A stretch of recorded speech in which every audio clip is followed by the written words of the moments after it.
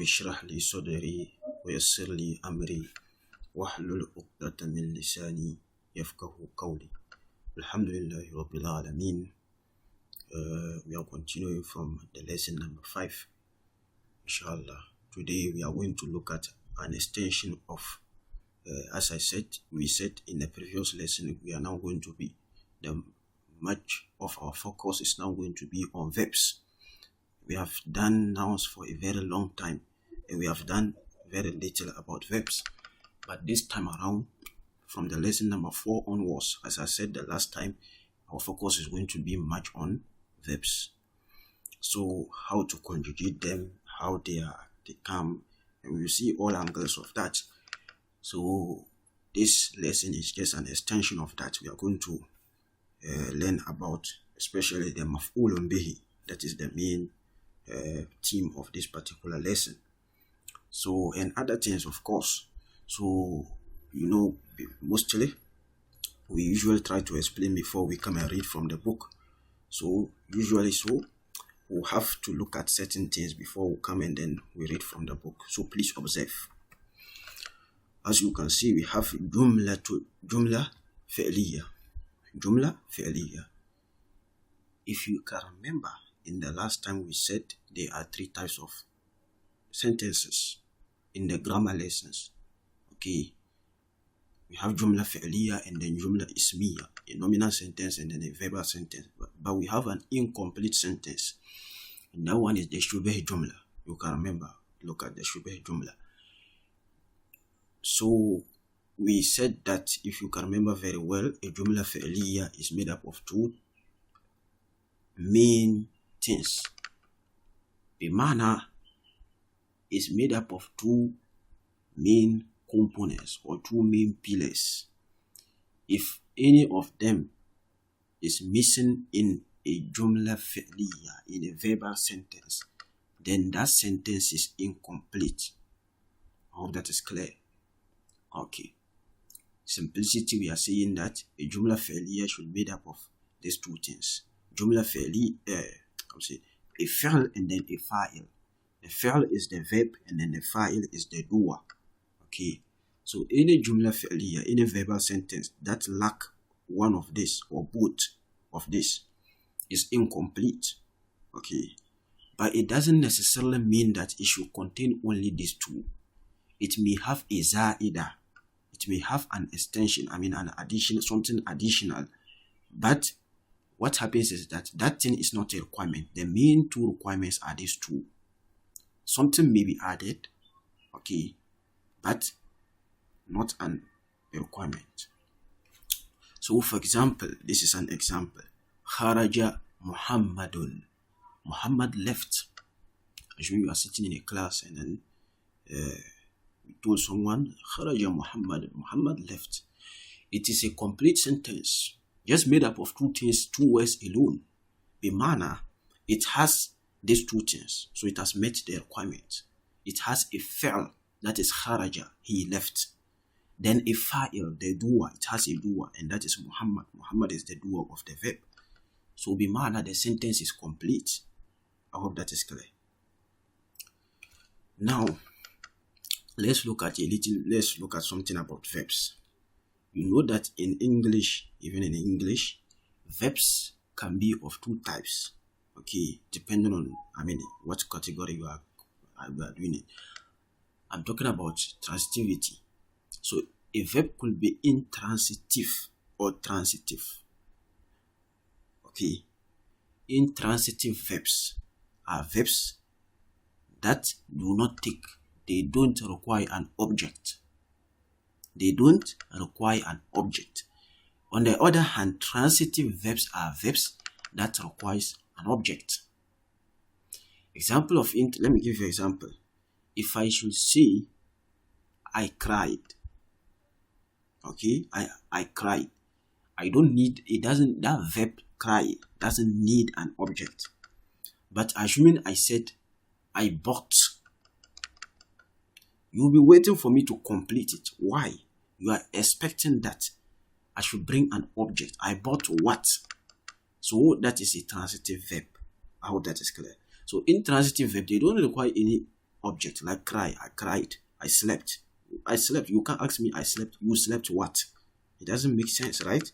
I arrive. You arrive what? You can't ask that question. But if I should come and say I bought, okay, I wrote. You wrote what? I can ask that question, right? I beat. I beat what? I beat the boy. Okay. So that is basically, I mean, we all know this in the English language.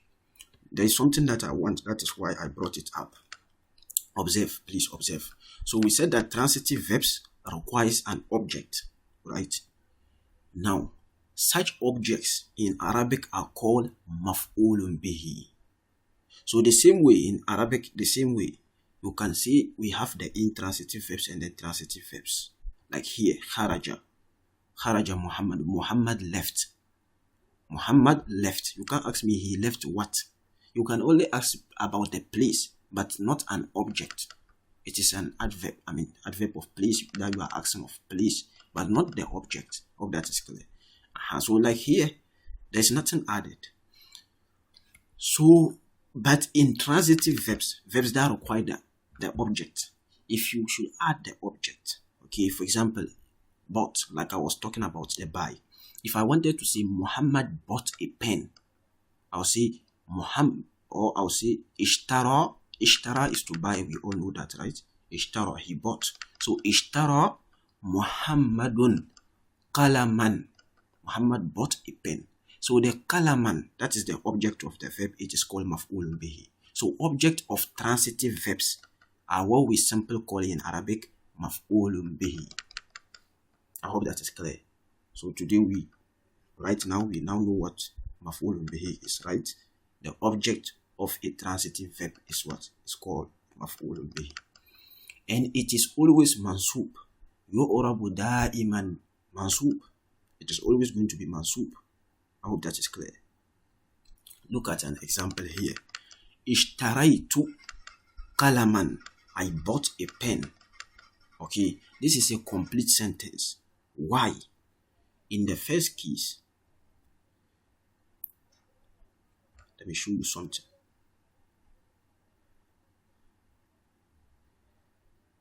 The verb is actually ishtara. This one.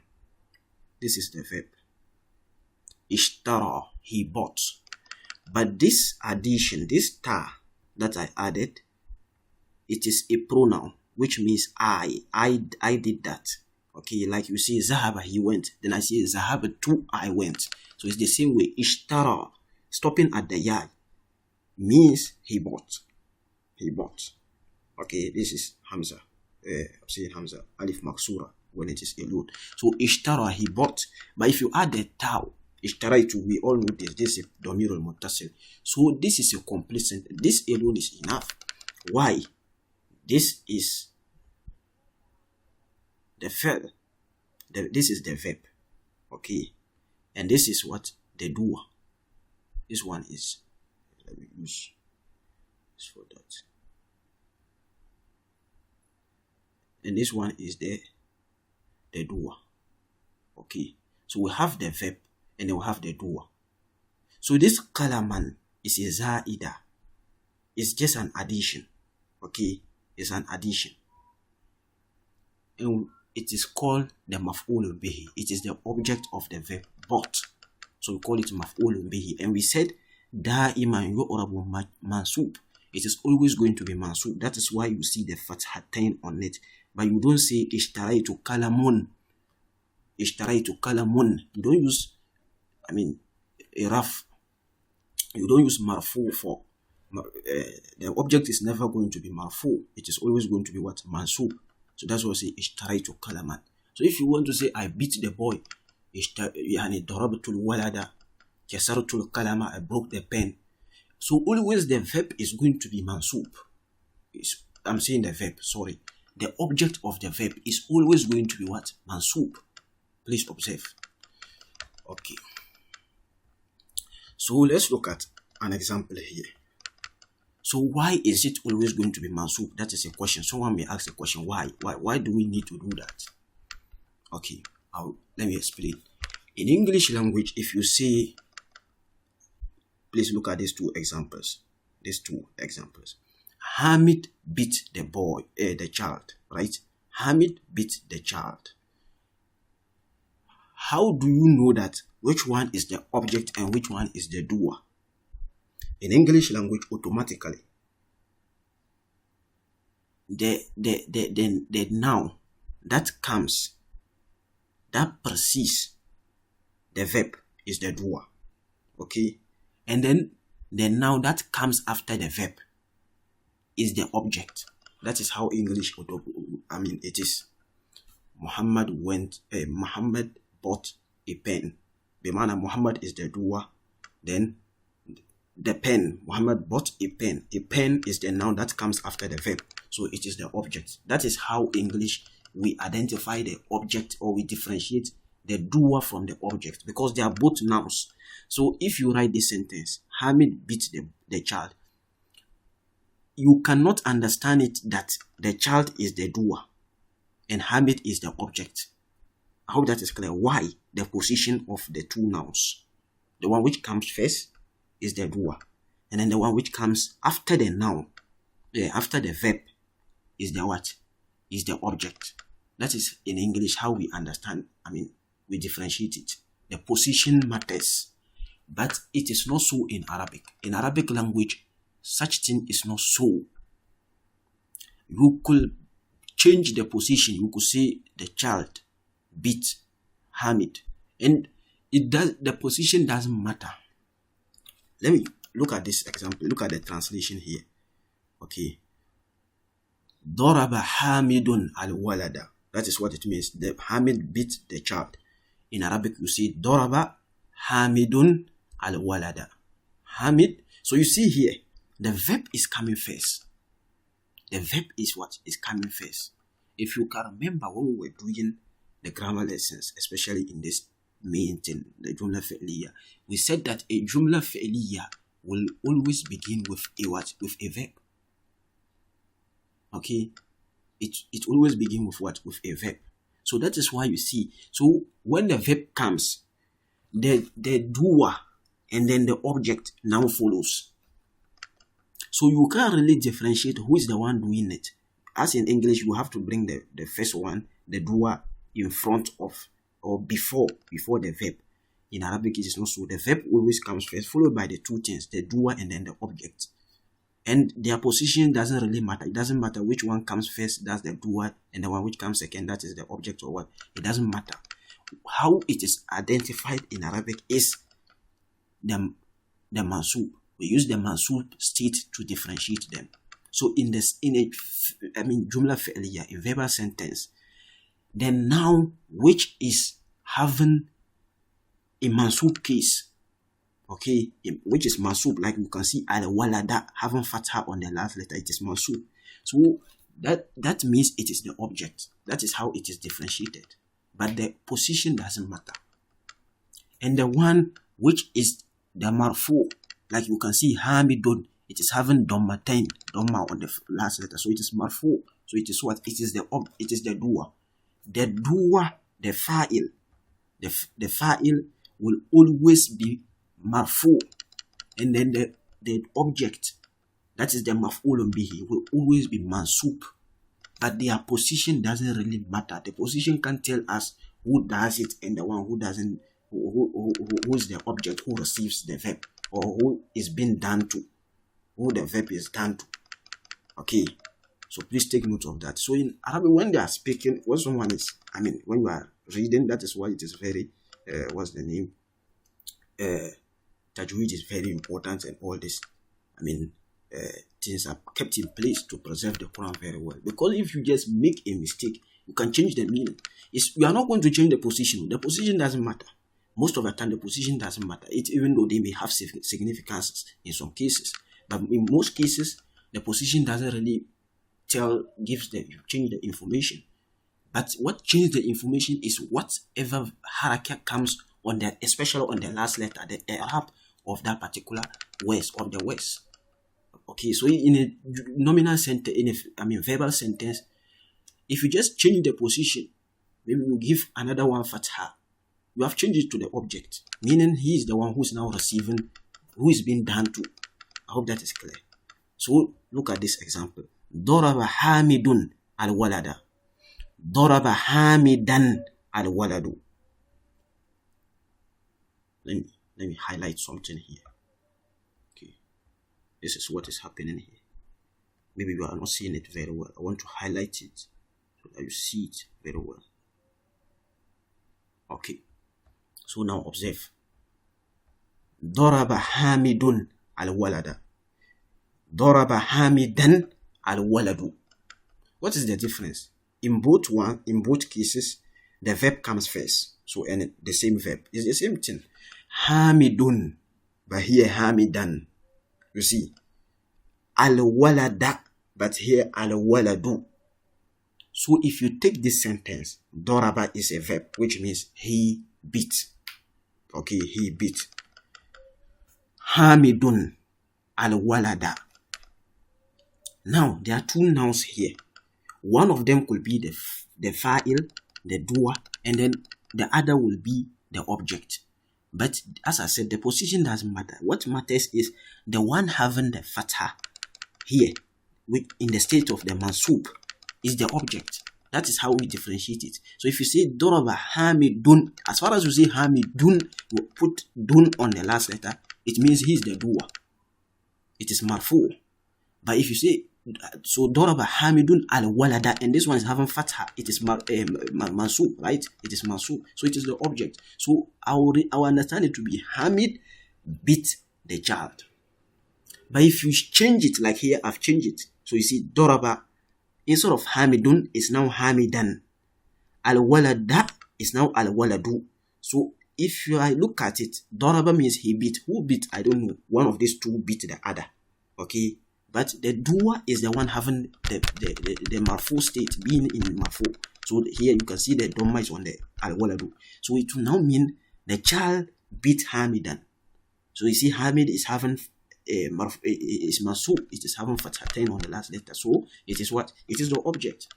So it will now mean, even though you see the position is the same, Daraba, Hamidun, Hamidan, al-waladu, al-walada, al-walada, al-waladu. You see the same positions. But what matters is whatever Arab it is having. I hope that is clear. So please take note of that. Now let's look at something here. The fa'il is marfu. I've said it. The fa'il can be a pronoun. It can also be a pronoun. So we have to note that. So for example, if I say Zahabu, they went. Actually, I don't want to mention their names. Maybe some students went out and then the mudir, the principal, came and he's asking about them. So I say Zahabu ila keza wa keza. They went to so and so. So Zahabu here, it is two things here. We have the verb. Okay, this contains two things. Zahaba.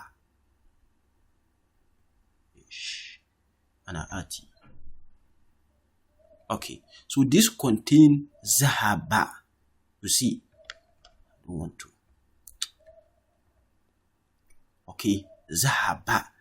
And then it also contains the fa'il.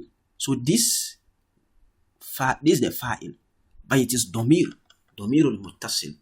I hope that is clear. So this waw is the waw al-jamu. It comes to mean, we have seen it a lot of times, so we should know what it means. It comes to mean we are talking about people who are plural. So it is a domir al-muttasil. For takdiruhu maza, what it is referring to whom zahabu, they went. So this, as I said, it has two things, the verb and then the doer. So please take note. If you see it this way, don't be expecting another doer. Don't be expecting me to mention the doer. The doer is the pronoun here. Okay, it is initially nouns. I mean, several of them, but you don't want to mention them, so you represent it by a pronoun. So we have to know that even in English, if you bring a pronoun to represent something, you can mention it again. Okay, you can mention it again. I hope that is clear. Okay. So, for example, you say, I went to the country. Then you say Egypt. You have mentioned, you have, or you say, I traveled to, let me see, I wrote it. Then you add as the assignment. I wrote it, the assignment. It doesn't really make sense. As far as you have brought the pronoun, I wrote it, it's complete. Okay. So it's similar thing here.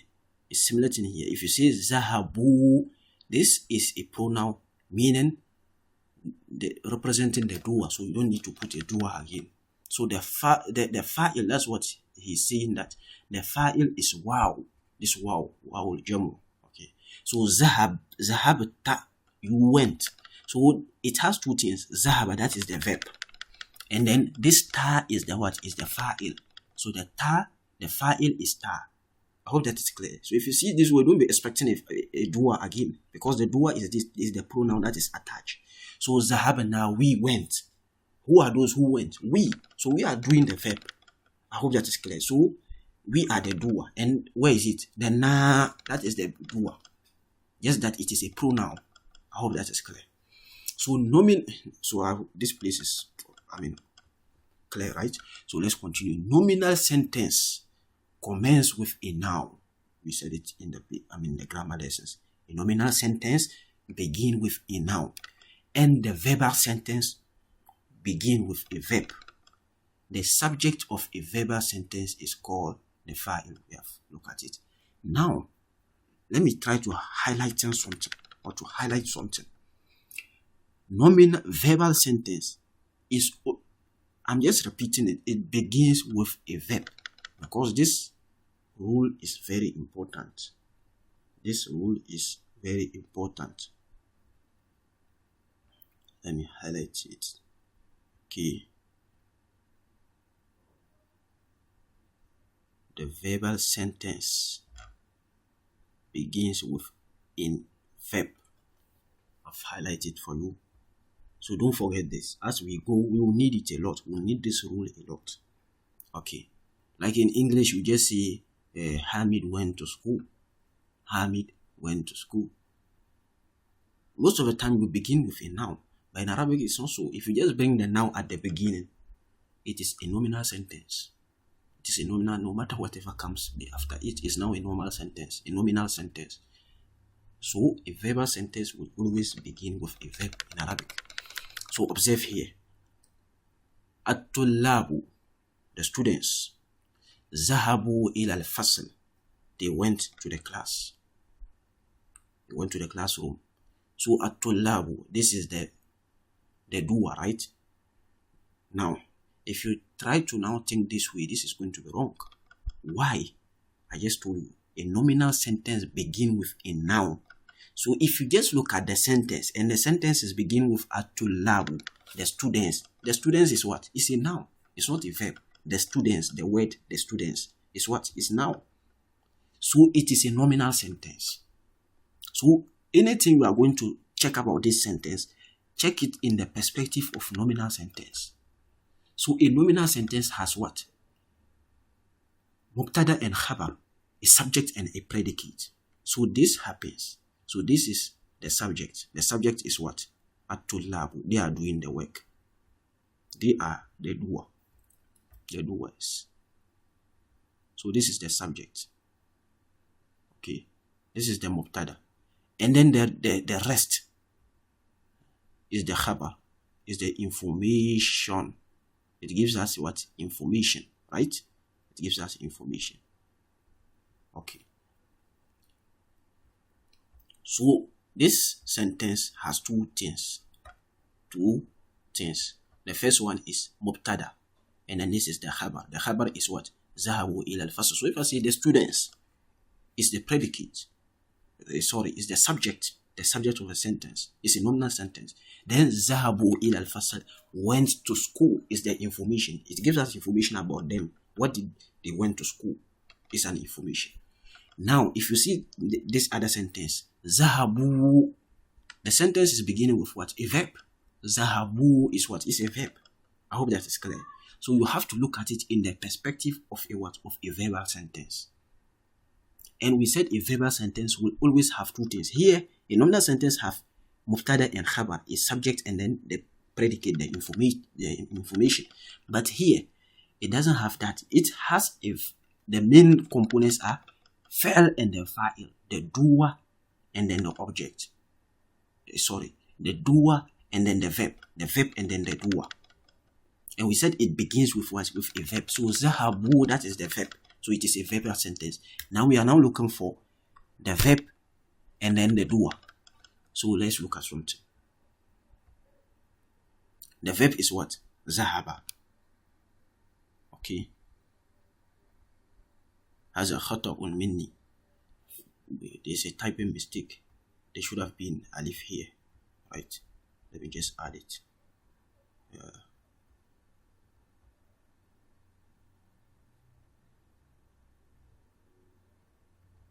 يعني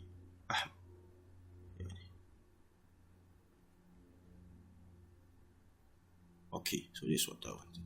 So please observe. So you see that this is the verb. Zahaba is the verb.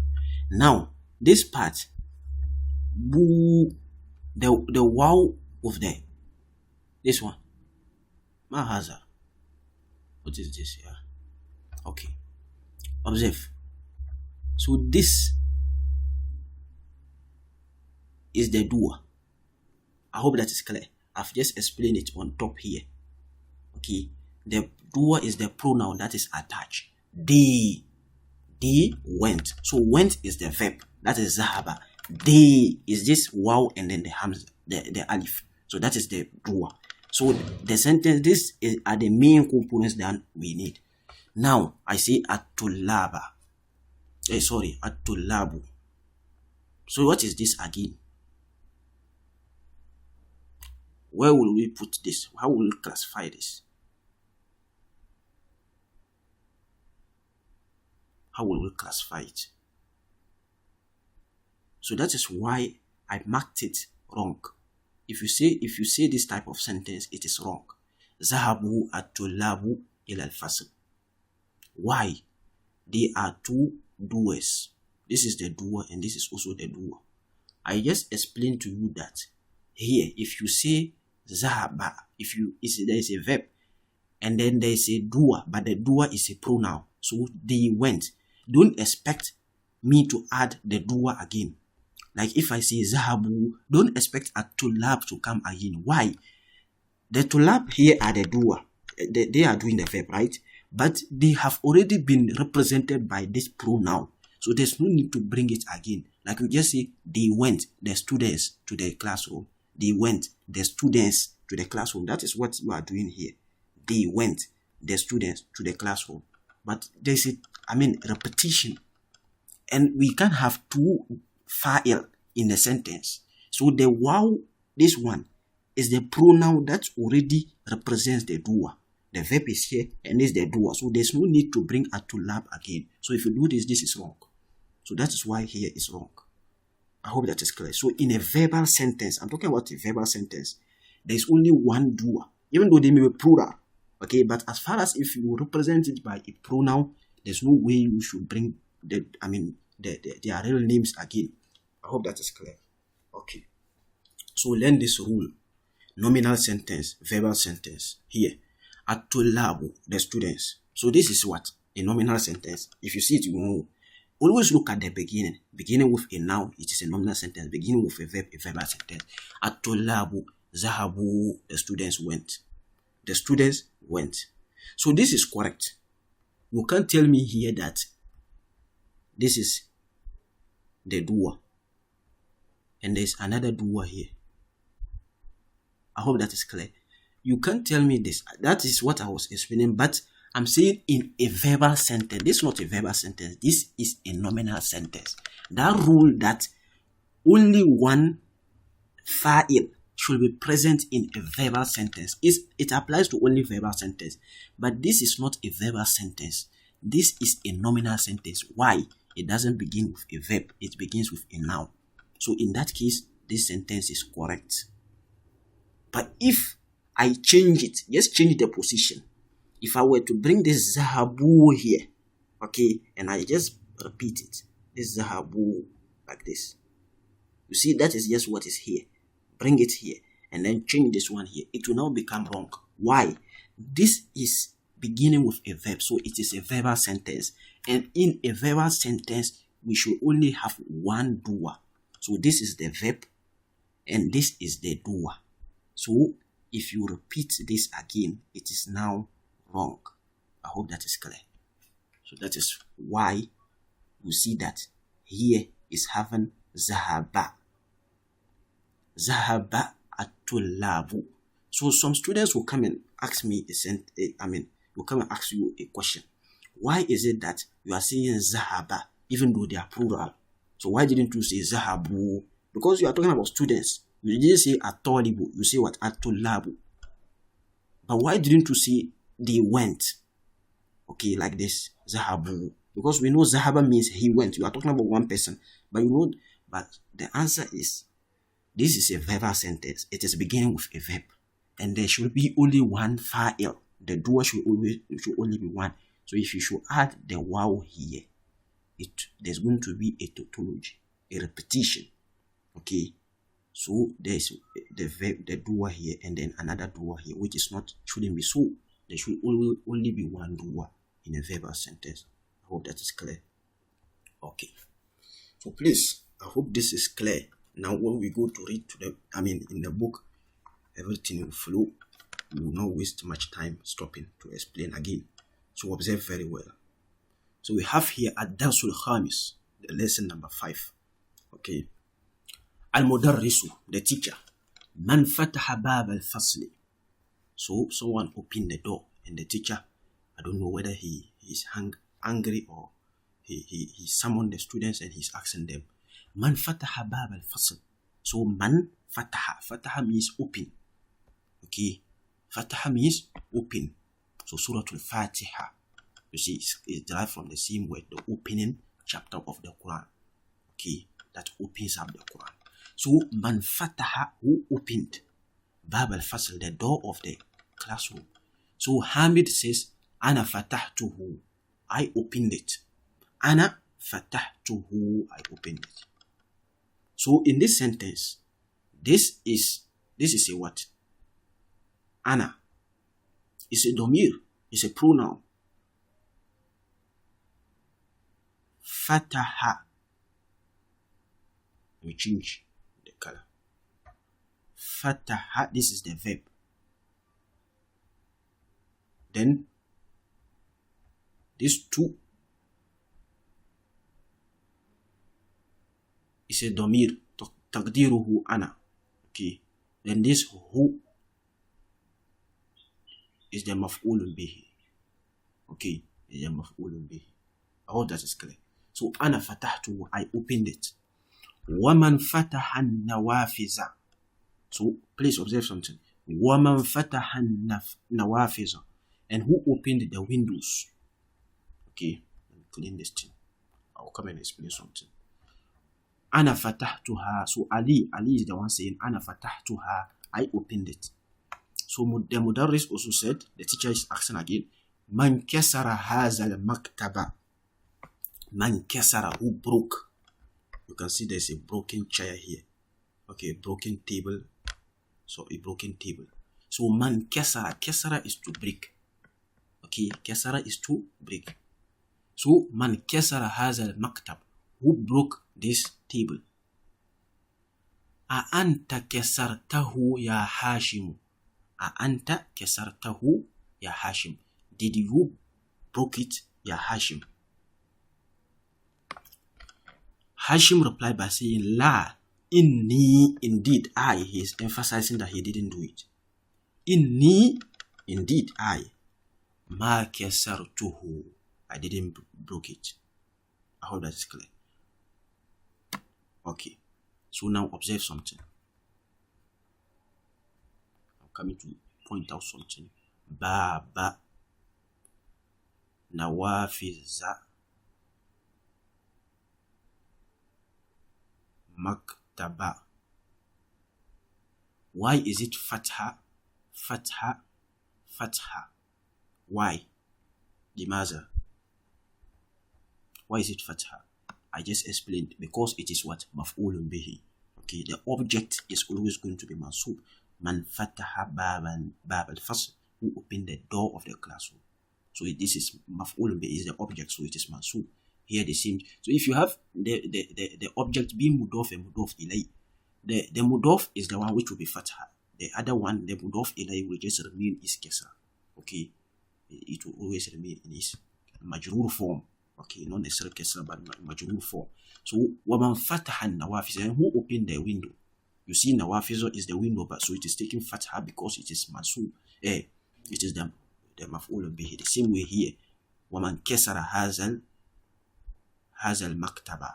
So you know that this haza, it is mabni, it doesn't change. It is mabni, we talked about it before. So what will happen is that this is badal. The badal will take the effect. Okay, so I hope that is clear. Now, Al-Mudarris continue by saying that Araja'a Zakariya wa Hamzatu wa Usmanu min Makkata. Did Zakariya and Hamza and Usman returned min Makkata from Makkah? Okay, I hope that is clear. There's no confusion here. So now, this is an istifham. This is a question, right? So just take away the question. The sentence will be what? With the exception of the question. Just take out the Hamza to istifham. The sentence will be what? Raja'a Zakariya wa Hamzatu wa Usmanu min Makkata. So this is a what type of sentence? Is it nominal or verbal? I've seen that except, just take the exception. Take out the Hamza. Okay, because it comes for question. So it doesn't really affect the sentence. So the normal sentence will be Raja'a Zakariya wa Hamzatu wa Usmanu min Makkata. So it is what? It is a verbal sentence because Raja'a is a verb, which means he returned, right? So that is why you didn't say Raja'u. Why? He mentioned Zakariya and Hamza and Usman. They are plural, 3 people, plural. So he didn't say Raja'u because I just explained in verbal sentence. How do you know it is verbal? It begins with a verb, Raja'a. So in a verbal sentence, there should only be one fa'il. So if you should have put the waw there, Raja'u. The raja is the verb, but the waw and then the alif would have been the doer, because it is a pronoun. But so you couldn't have repeat Zakariya wa Hamzatu wa Usmanu again. But as far as he's bringing their names, there's no need to bring the pronoun again. I hope that is clear. So Hamid said, La ma raja'u, they didn't return. Ma raja'u, they didn't return. Okay. Ya Ustazu, so Abbas, one of the students, is saying, Ya Ustazu, kharajat tullabu al-jududu wa zahabu ila al-mudiri. Kharajat tullabu al-jududu. The new students went out. Wa zahabu ila al-mudiri. And then they went to the principal. So observe something. There's something very beautiful here.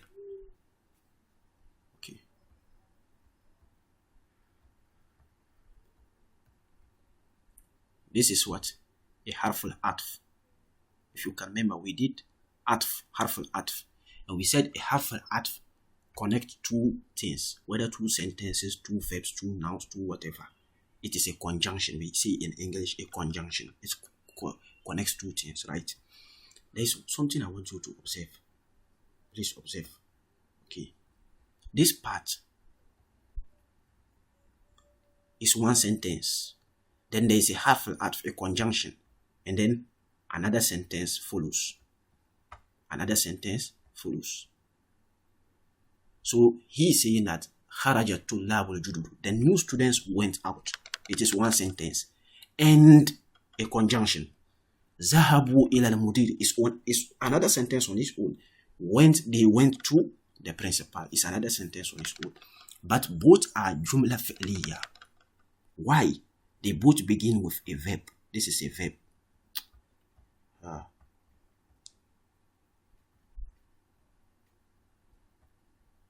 This is a verb.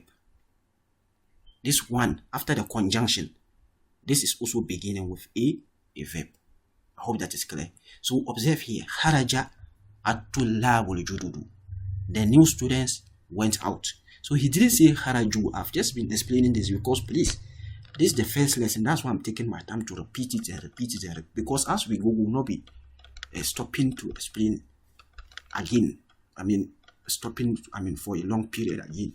So observe, that's why I'm repeating it so that we'll get it once and for all. Here, the kharaja at-tullabul jududu, he's mentioning their names. Bimana, he's mentioning the nouns, the doer.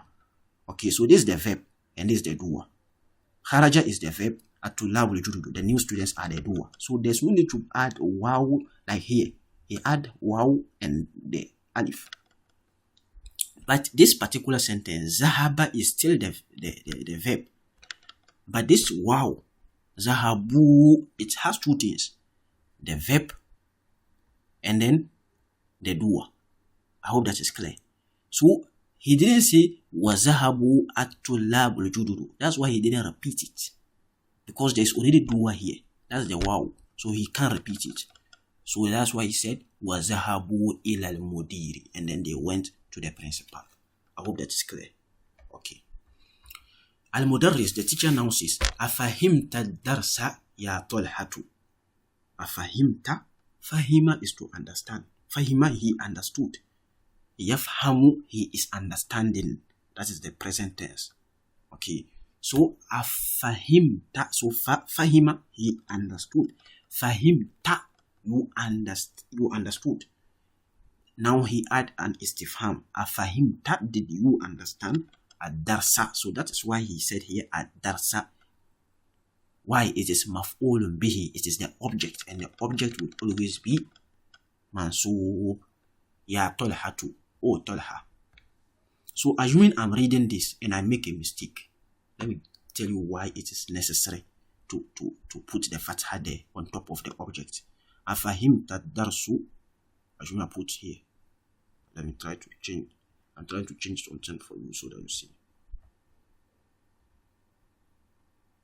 If I change here to dom, and I change here to fatha, I'm coming.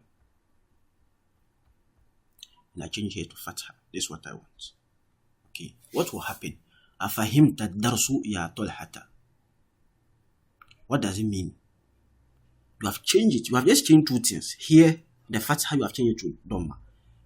Talhata, you have the dhamma you have changed it to fatha. It will now mean afahimta darsu.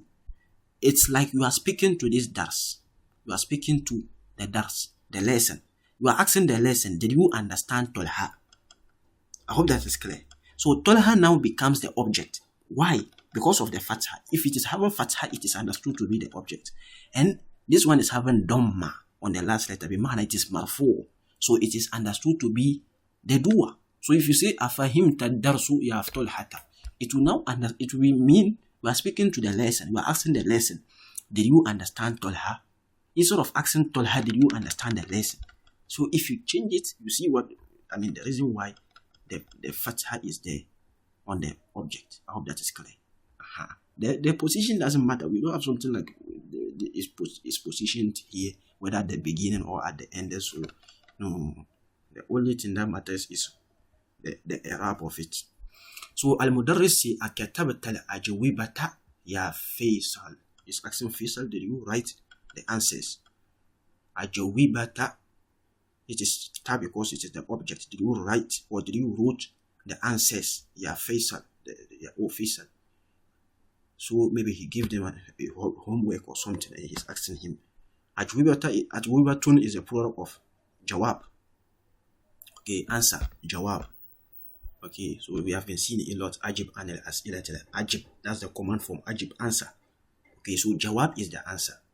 Okay, the plural is ajwiba, answers. So did you wrote the answers for Faisal? Now Faisal says la, no, ma katabtu ha, I didn't wrote them. So why did he say ha? You should remember something. Ma katabtu ha, even though they are plural, he didn't say ma katabtu hum. He did, you can say he didn't say jawab, he said ajwiba. Ajwibata, plural. So why did he say ha? Mamnu min. No, not mamnu min asaf. Why? Jam'u li ghairi akil. You can remember. Jam'u li ghairi akil, plural of non-living or non-akil things that doesn't have an intellect. They are always represented by feminine pronouns. Okay. Al-mudarris, the teacher says, limaza. Why? Why didn't you write or why didn't you do the homework? Faisal says, li'anni ma fahimtul as'ilata. Because li'anni, this lam They call it lam al-ta'lil. We will look at it later. Okay. Li, because. Anni, indeed, I. Ma fahimtu, I didn't understand. Ma fahimtu, I didn't understand. So if the teacher is teaching and you say ma fahimtu, I didn't understand. I don't understand. So li anni ma fahimtu, I didn't understand al-as'ilata, the questions.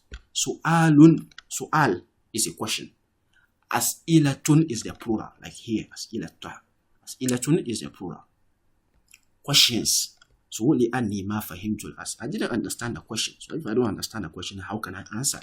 That's why he said. Al-Mudarris, the teacher say, Ahafizta surat al-Fajr ya Ibrahim. It's accent Ibrahim. Did you memorize? We all know Hafizah is to memorize. Okay. Hafizah is to what? Is to memorize. So Ahafizta, did you memorize Surat al-Fajr? Surat al-Fajr. So you see, he said Surata. I hope that is clear. It is Mudaf, that one Mudaf ilay. But I said in that case, when the object is Mudaf ilay, the Mudaf will take the Fatha. The Mudaf ilay will just remain Majroor. Okay, so Ahafizta Surat al-Fajr. Did you memorize Surat al-Fajr ya Ibrahim? Or Ibrahim. So Ibrahim says, Naam, hafiztuha wa hafiztu Surat al-Tin aidan. Naam, yes. Hafiztuha, I memorized it. Wa hafiztu Surat al-Tin, and I memorized Surat al-Tin. Okay, aidan, also. I also memorized Surat al-Tin. So, I think we don't want to prolong the lesson, don't want to make it extremely long. So we want to pause here, and inshallah we'll continue in the next lesson. Inshallah. The next lesson will continue with the explanation. But we won't explain a lot again. Like we have explained, this particular, the first lesson, we just take it for explanation. So please revise it, and if there's any problem or any confusion, anything, try to contact us. The moderators in the various group or wherever you are accessing it, you can try to contact us. Inshallah, we'll clarify for you before the next lesson. The next lesson we'll looking at exercises. They will bring a lot of exercises to improve our understanding. Okay. جزاكم الله خيرا في حياتكم وبارك الله لي ولكم في القرآن الحكيم ونفعني وإياكم بالآيات والذكر الحكيم والسلام عليكم ورحمة الله وبركاته.